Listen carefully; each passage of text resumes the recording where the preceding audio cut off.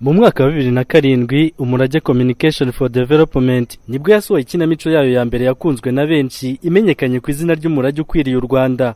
Mu mwaka wa 2015 ushyira wa 2016 hongeye gusohoka indi kinamico yaje yitwa Impano n'Impamba nayo yasigaye mu mitima ya benshi. Kuva izo kinamico zatangira zimaze guhindura imyumvire y'abanyarwanda batari bake nk'uko Twahirwa Alfred umwanditsi mukuru waza bisobanura. Hari imibare nk'uko yarabivuze wabona kuri website ya PMC, abaturage benshi bahisemo uburyo bwo kuboneza urubyaro bitewe n'ikinamico yacu.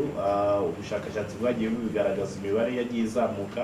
Hari abaturage nabo batangiye kumenya ibijyanye no kwita ku bidukikije ndetse no kwita ku mashyamba bagendeye ku byari biri mu ikinamico. Kimwe no mu Mpano n'Impamba imibare yagiye izamuka kuko dufite mbere yuko ikinamico itangira habaho ubushakashatsi ukareba uko ikigero cy'abantu n'imyumvire yabo imeze ahantu ukazasubirayo nyuma.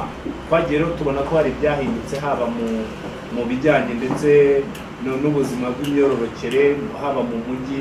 By'umwihariko abakurikira amaradiyo yo mu Rwanda usanga kenshi iyo bigeze mu gihe cy'ikinamico biyegereza insakazamajwi zabo. Iyi akaba ari inzira nziza yo gusakaza ubutumwa bwiza nk'uko Nzeyimana Theodore umwanditsi wungirije w'Umurage nawe abigarukaho.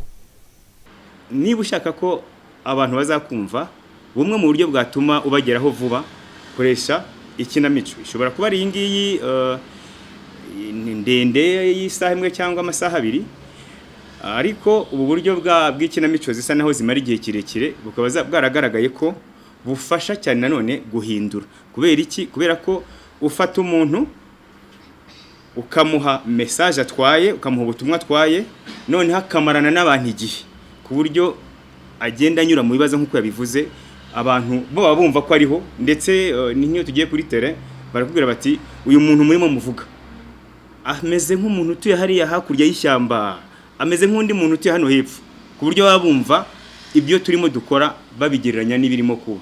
Nyuma y'Umurage ukwiriye u Rwanda n'Impano y'Impamba, Umurage Communication for Development igiye gutangiza indi kinamico y'uruhererekane ifite uduce 156 kazaba yitwa Umurage. Jean Bosco Kwizera umuyobozi w'Umurage aravuga ku mwihariko iyi kinamico nshya izanye. So ni kinamico irimo abakinnyi b'abahanga bose muzi mu Rwanda, baraza no kubibabwiraho ba Garasiani n'abandi bose muzi b'abahanga bazayikinamo, kandi ni kinamico izaba yigisha, noneho ari nacyo kigamijwe cyane.